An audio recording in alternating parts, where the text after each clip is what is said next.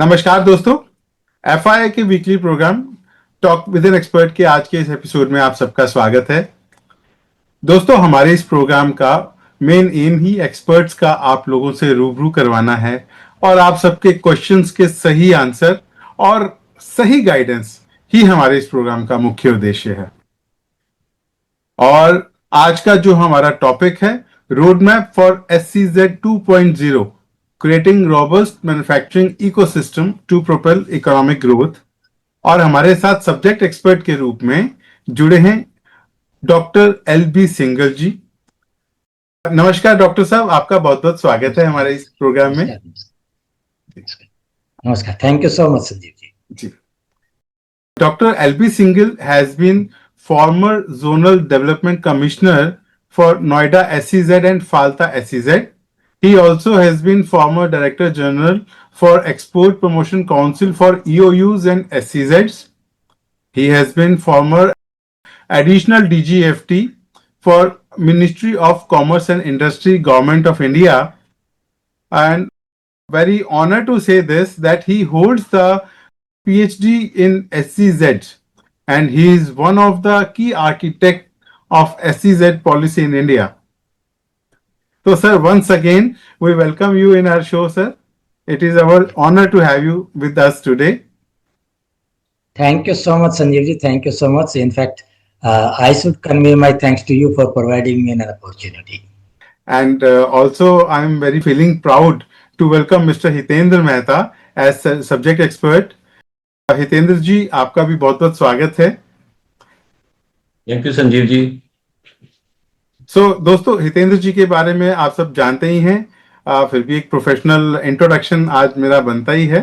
तो about Hitendra ji, mister Hitendra Mehta is FCS, FCA, LLB by profession, and he is also a managing partner at Centrum Legal. He is also an author of book Law and Practice Relating to Special Economic Zone.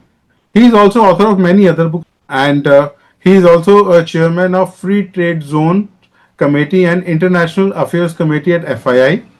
About FII, friends, FII तो आप सब जानते हैं, FII is the only organization who is giving his services in almost every sector in the industry, in country and abroad. And Mr. Deepak Jain is president of Federation of Indian Industry. As Mr. Hitender Mehta is a chairman of Free Trade Zone Committee and International Affairs Committee. So, Mr. Mehta, I request you to take the discussion forward today. Thank you so much, Sanjeev ji, and thanks for that introduction. I think it is very interesting webinar where I'm wearing two hats. One as a guest expert, as a subject expert, and then other as being chairman of the Free Trade Zone Committee of FII. So I am, let me just, keep changing those hats. So sure. I'll be now taking over as chairman of the Free Trade Zone Committee at FII. Dr. Singhal, we welcome you to this very special episode of this Talk with an Expert show. And this particular event has been organized keeping you only in mind and keeping the fact in the mind that there have been so many global dynamics changing in recent times, and considering the fact that the SEZ scheme has completed almost 20 years in 2025, as we all are aware that India was the first country in Asia to start this export processing zone scheme way back in 1965. And from 1965 to 1990, this scheme operated, and we had 7 EPZ set up by the central government and 1 EPZ was set up by the private sector. However, the country could not see the desired, momentum in the exports despite having these special economic zones for almost 35 years. And in year 2000, we noticed that the exports stood at around 8,000 crore rupees, India's export. Then in 2000, there was a shift, rather a paradigm shift, when this SEZ scheme was introduced in the then EXIM policy. And this continued by way of an introduction in the exim policy for almost 5 years, when in 2005, finally the SEZ Act was enacted by the Parliament. And then in 2006, February 10, 2006, the SEZ rules were notified and the Act became operational. Now, if I was to share some numbers with the audience, so when this SEZ scheme was formally introduced in 2005-6, I think India's export that time stood at around 22,000 crores in 2005 or 34,000 crores in 2006. Kindly correct me, Singhal Sahab, if I am wrong. And then when we compare these numbers with today's numbers, so in 2024-25, the exports from SEZ stood at 14 lakhs 56,871 crores, which is almost 170 billion US dollars. And this is more than 1/5 of India's total export. I mean, the kind of performance SEZs have delivered, we feel that SEZ did not receive that much attention from the government. Not only that export performance has been impressive, but there have been quantum jump in creation of employment, creation of infrastructure, and inviting the foreign investment in the country, which is around 7 lakh crore rupees. So given these background information, now when we see the current picture, Dr. Singhal, I am told that approximately 20,000 hectares of developed secured land is not being utilized to the maximum potential. And there is approximately 100 million square feet of built up space in the SEZ which remains unutilized. I think these assets present an imminent opportunity for the investors, not only domestic, but the foreign investors as well. So how to address these kind of, challenges or issues? Now, we would need your expert views on these issues. So I just come over to you directly without without any further ado. Sir, according to you, how do you feel that how this SEZ scheme has contributed to the legislative promises? Thank you so much, Hitender ji and Sanjiv ji, for providing me an opportunity. First of all, I believe that this is absolutely the right moment for discussing the issues relating to SEZs, because SEZ Act was enacted in 2005 and we have completed 20 years since the enactment of the SEZ Act. So this is the right moment to see what we have been able to do and what further needs to be done. Now, if you look at it from that perspective, first of all, for evaluating any scheme, you have to see what were the objectives of the scheme and to what extent we have been able to achieve those objectives. The objectives of the SZ scheme have been given in Section 5 of the SZ Act. And the objectives are: number one, increasing exports; number two, increasing investment; number three, increasing employment; number four, creating world-class infrastructure. Now, if we see it from all these perspectives, increasing exports from SEZs have gone up 14 lakh crore approximately, $172 billion. Now, if you see investment has gone up from rupees 4,000 crore rupees in 2005 to approximately 7 lakh crore. Now, if you see the employment, the direct employment in 2005, that was approximately 1,35,000 people. And today in the SEZs, the direct employment is approximately 3 million. To be precise, 32 lakh people are directly working. And indirect employment is almost 3 times of this number. So if you see it from all these three objectives of increasing exports, increasing employment, increasing investment, we find that SEZ scheme has done very well. But simultaneously, if we see out of the exports of around $172 billion, approximately 60% of the exports are from the services sector, that is IT-enabled services. And the remaining 40% the manufacturing sector. From that also substantially, the exports are from say chemicals and petrochemicals, that is Reliance Jamnagar and gems and jewelry sector. So rest of the manufacturing sector have not done that well, which we expected the SZ scheme to do.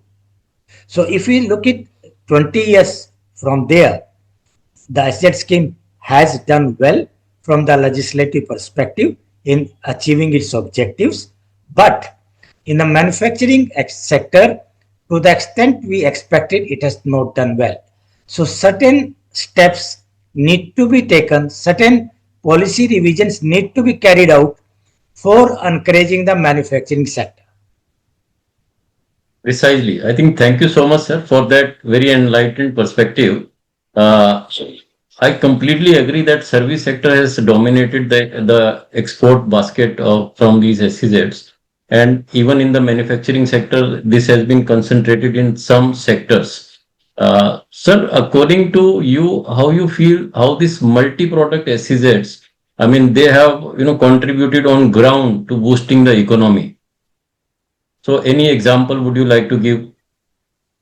Yes, you see, we had multi-product SEZ wherein the manufacturing as well as the trading could be carried out and the manufacturing of all the segments could be carried out. We had the services sector SEZs, we had the sector specific SEZs. Now multi-product SEZ, in the beginning we had laid down the criteria of minimum requirement of 1000 hectares. Then subsequently we reduced this minimum requirement of land to 500 hectares, and today the requirement is 50 hectares.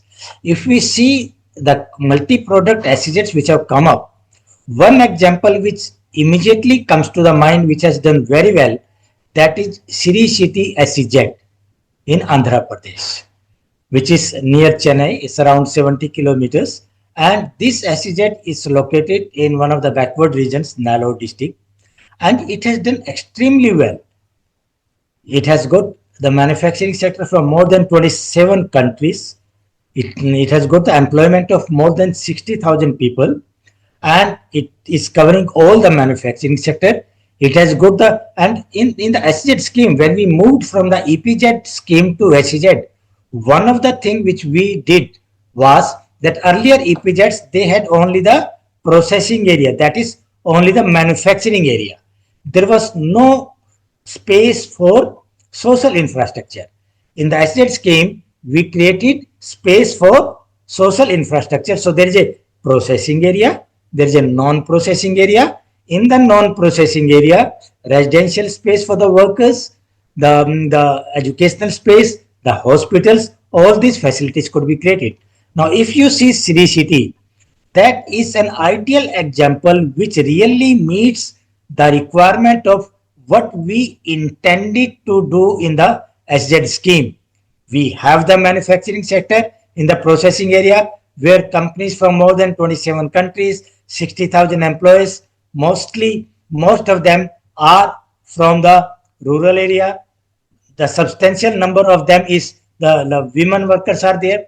And then if you see the social sector, in the non-processing area, we have got the residential complex, we have got the hospitals, we have got the triple IT, we have got the Kriya University working over there, we have the hospitals. So all those things also have been created. So as the Sri City SEZ is an example of a multi-product SEZ which the SEZ scheme has successfully created. Great. I mean, what you, I think, perhaps intended to say that this is a self-sustainable industrial township where we have social infrastructure as well, apart from having manufacturing capabilities. Yes. So I think the idea of achieving this manufacturing excellence through these kind of SEZ was there in the beginning, or that was there in the minds of the legislators also that time. So, but having said that, as you mentioned that only in sectors like chemicals or petrochemical or gems and jewelry, they have been the largest beneficiaries. So I think there have been some concerns for the government also as to why the other sectors they didn't come up or they couldn't avail the benefits that were available in the form of SEZ scheme. I think, sir, it is high time that the government also should consider bringing some quick progressive adjustments in the SEZ scheme, given the past experience of 2 decades almost.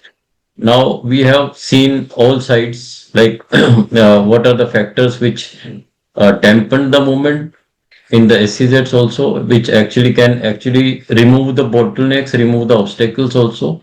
And now what can actually drive or propel economic growth, what kind of changes?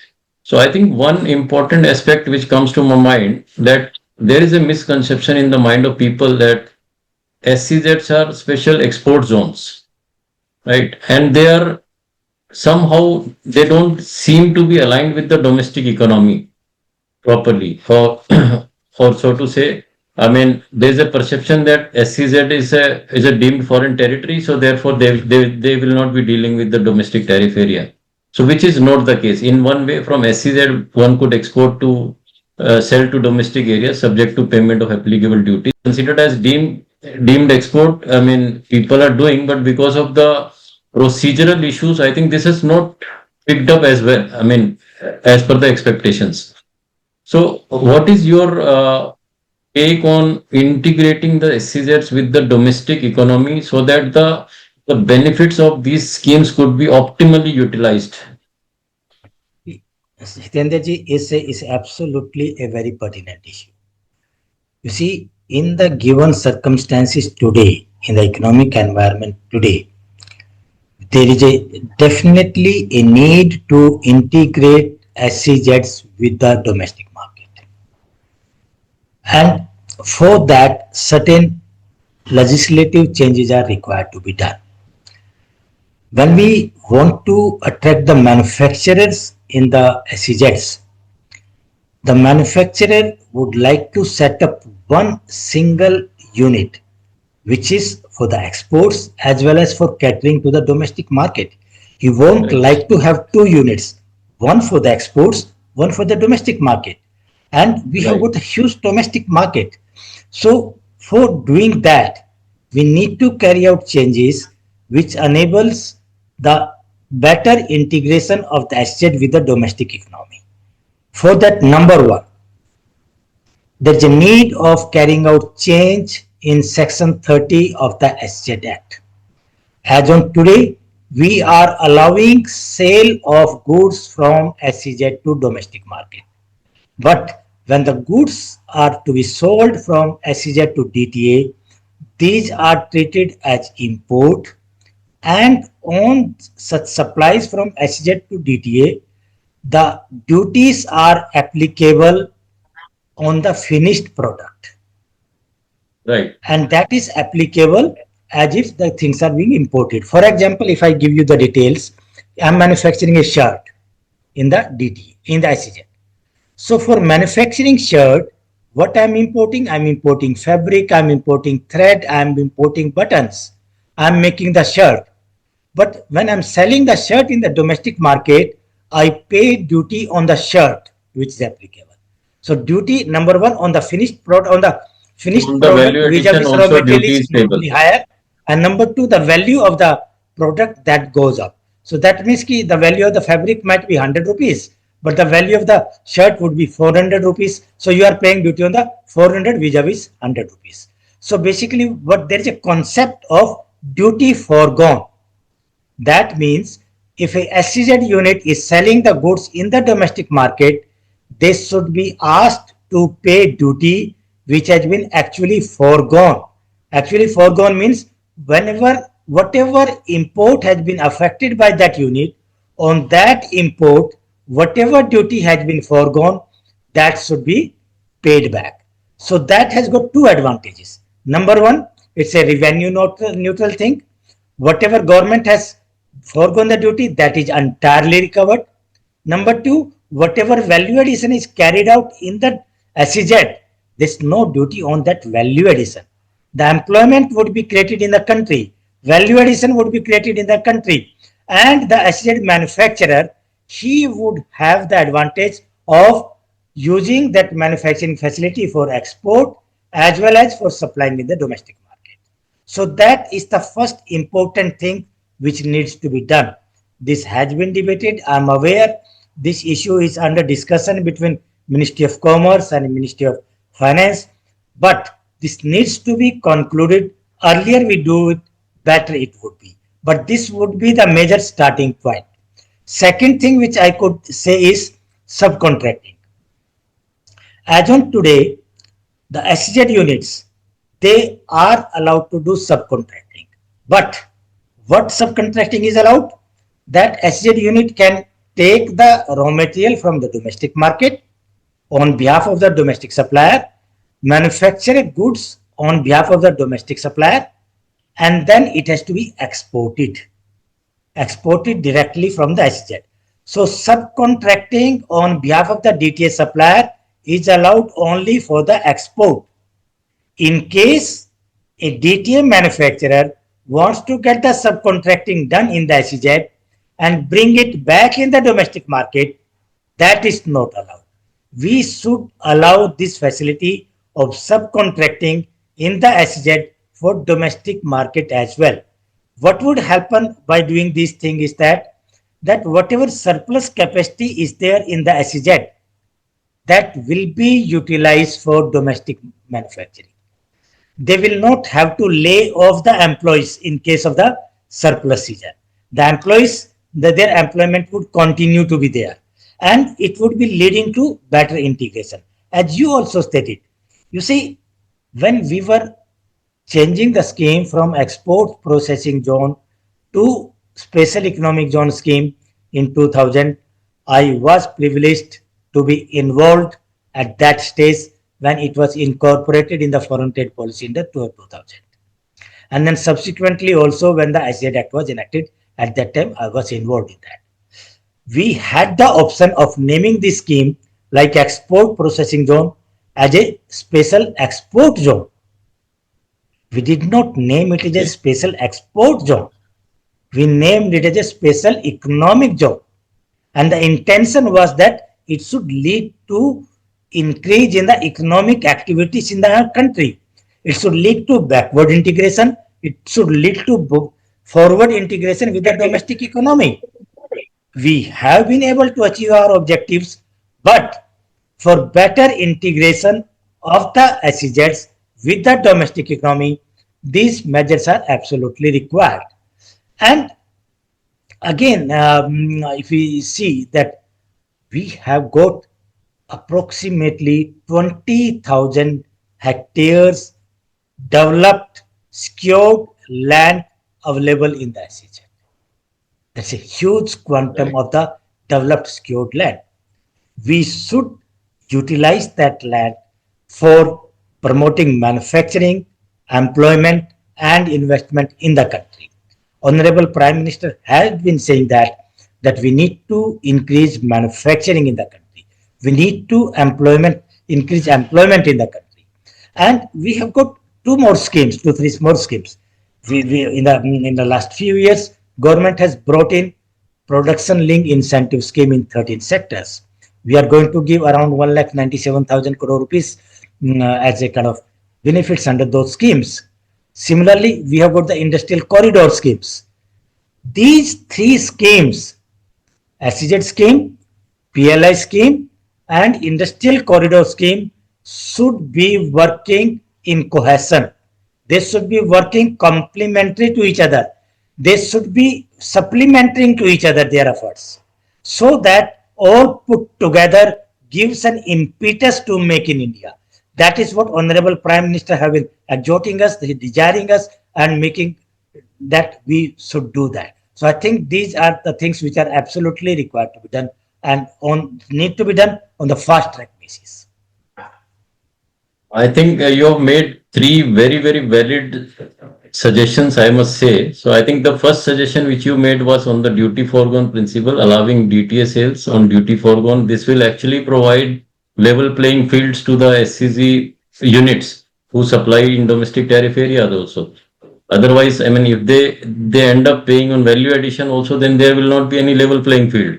I think that actually, and as you rightly said, this is a revenue neutral proposition. So government should not be having much concerns about this providing of a level playing field to the SEZ units. So this is, I think, very good suggestion. And second, you made a very good point about allowing SEZ units. I mean, outsourcing to domestic players. I mean, to outsource in SEZ units and then take back to the domestic economy. So this not only, increase the economic activity within the country, but then this actually enhances the prime minister's vision of made in India, of vocal for local, right? And because SCZs are known for ease of doing business, and there is a single legislation to deal with most of the trade related issues. So I think this is a fit case for government to consider. And I think last you very well, put up that the various schemes of the government, like production linked incentive scheme or industrial corridor scheme or SEZ scheme, so they need to work in tandem, in align, I mean, in complete sync with each other. So I think a country like China, they have actually created their SEZ system alongside these schemes only. Because in China, if I see that all their SEZs are alongside the industrial corridors, although they have only six, but the size of those SEZ is very big. I mean, the complete city is a special economic zone. So I think these are very well put up suggestions by, I think, you, and who have been at the core of this subject and who've been involved since the very beginning and have seen these 20 years of performance while being at the chair of Zonal Development Commissioner and being at the senior positions in the Ministry of Commerce as well. So, sir, taking this discussion forward, so how you feel that the effective single window mechanism has been both at center level and state level, and how the state governments can benefit from these schemes by being proactive and by facilitating this single window which is intended under the legislation. Again, Hitanji, thank you so much for raising a very important issue. You see, when we envisaged the SZ scheme, at that time, the single window mechanism that was considered to be a very one of the important components. In the SZ scheme, we had envisaged single window mechanism at three places. One, at the central level, that is board of approval. Second, at the development commissioner, which is unit approval committee. And third is at the state level. What the board of approval does is that any approval of the SZ that is given by the board of approval, that is chaired by the commerce secretary, the representative of the government from other ministries, Ministry of Finance, CBIC, CBDT, Ministry of Environment, Ministry of Law, Ministry of Home, the state government representatives from different states, all the zonal development commissioners, all are there. This level, single window mechanism at the board of approval level, it is working very fine. Number two, at the zonal level. Zonal level, the approval committee is chaired by the zonal development commissioner. The representative from the customs, local representatives, commissioner of customs, similarly, commissioner of income tax, two representatives of the state government, representatives of the developers, they are the members. That is also working well. Third window was supposed to be at the state level. It was supposed to be there that in the state also there would be a SEZ committee chaired by the chief secretary with representatives from the different departments, and any proposal which is relating to the state government, relating to that state, relating to SEZ will be considered in that committee, and the single window approval, single window approval would be there, and it would be communicated either in the UAC or the board of approval as the case would be. That has not happened. For example, I was zonal development commissioner of Noida SEZ. I had representatives from the state government of Haryana in my approval committee. I had the representatives of the UP government. I had the representatives of the Rajasthan government in my committees. What is expected is that if there is any unit being set up, say in Noida SEZ, or say Mahindra World City SEZ in Rajasthan, or say in Chandigarh SEZs, then that proposal of the unit will come in the unit approval committee. The state government representatives will take that proposal to the state government, get all the clearances done in that state government level committee, and will communicate it back to the unit approval committee. That has effectively not happened. It was expected that the SEZ manufacturer or the SEZ unit, they don't have to go anywhere else. Their single point of contact is unit approval committee, and rest of the job is to be done over there. But we find that the SEZ developer, for getting the building plan approval, they have to go to the state governments. For getting environmental clearances, they have to go to the state governments. Some of the state government did that effectively, single window coordination. For example, Gujarat, they set up a single SEZ authority wherein this kind of coordination was there. Some other states also did that coordination. Tamil Nadu was there, Andhra Pradesh was there. But I believe this is one area wherein single window mechanism at the state level that needs to be implemented effectively. So that when an investor is coming, specifically say international investor is coming, you see, he doesn't know the kind of approvals which are required to be taken from the state government. He should have that confidence that if I go to SEZ, I will get my all approvals at one place. So this is absolutely important. Number two, state government, we had also envisaged Rule 5 provides that state government shall endeavor to provide all exemption from duties and taxes levied by the state governments. So that means whatever taxes are levied by the state government for the SEZ units, these are also provided. For example, stamp duty is there, electricity duty is there, or say whatever other taxes are there, like